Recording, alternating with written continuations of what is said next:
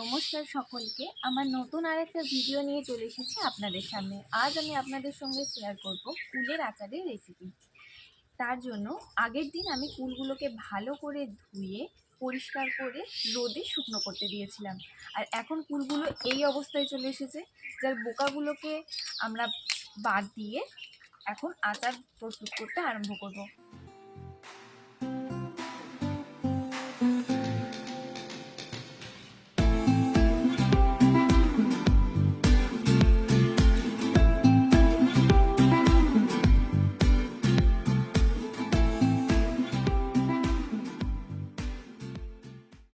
তো চলুন শেয়ার করি এর রেসিপিটা।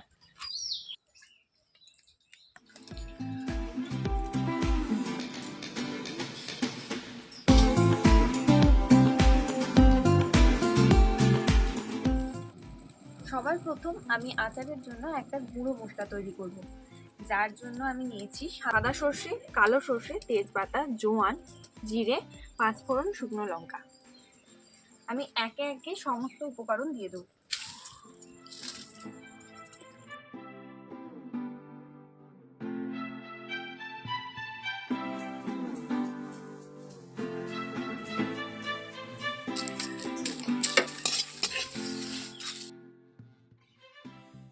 আমি এটা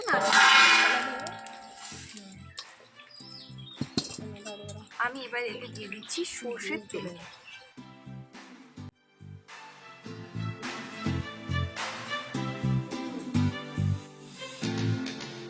ফোড়ন দিলাম গোটা জিরে, জোয়ান, পাঁচফোড়ন, শুকনো লঙ্কা। এবার আমি এতে দিয়ে দিচ্ছি বেছে রাখা ফুলগুলো।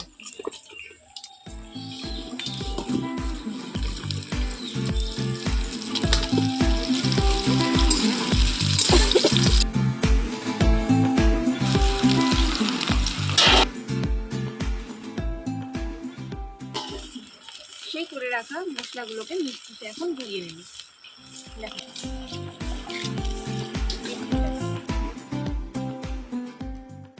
একদিকে আমার ফুলের আচার করছে, আর এদিকে আমার ভাজা মশলাটা গুঁড়ো করে নিয়ে চলে আসবে।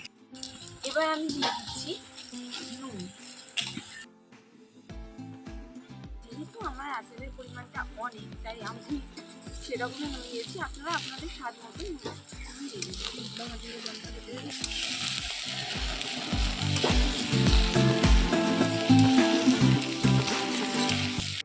এবার আমি দিয়ে দিচ্ছি তেঁতুলের কাঠ। এবার আমি দিয়ে দিচ্ছি হলুদ গুঁড়ো, দিচ্ছি লঙ্কা গুঁড়ো। যেহেতু আমি ভাজা লঙ্কার পরিমাণটা বেশি দিয়েছি, তাই লঙ্কা গুঁড়োর পরিমাণটা আমি অল্প দিলাম। আপনারা আপনাদের স্বাদ মতো দিন। এবার আমি কিছুক্ষণের জন্য এটাকে ঢাকা দিয়ে দিচ্ছি।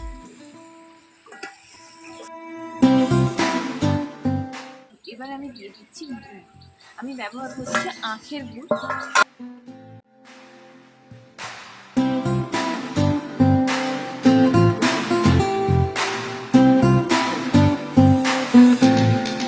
আচার আমাদের প্রায় কমপ্লিট হয়ে গেছে। এবার আমি সেই আগে তৈরি করে রাখা ভাজা মশলাটা দিয়ে দেবো।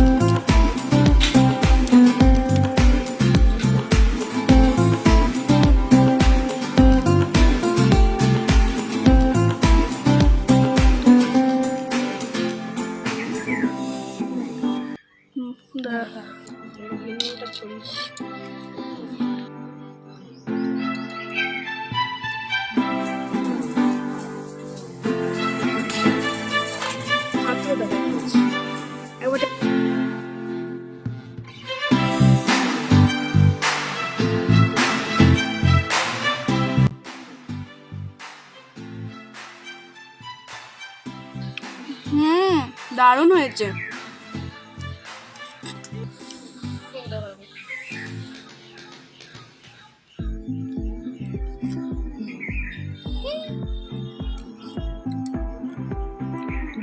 দারুণ হয়েছে। খুব ভালো করেছিস বাবাই। কুলের আচার তো তৈরি হয়ে গেছে আর আমার ভিডিও শেষ হয়ে গেছে। যদি আপনাদের আমার ভিডিওটা ভালো লেগে থাকে সাবস্ক্রাইব করে আমার পাশে থাকবেন। সকলে ভালো থাকবেন, সুস্থ থাকবেন।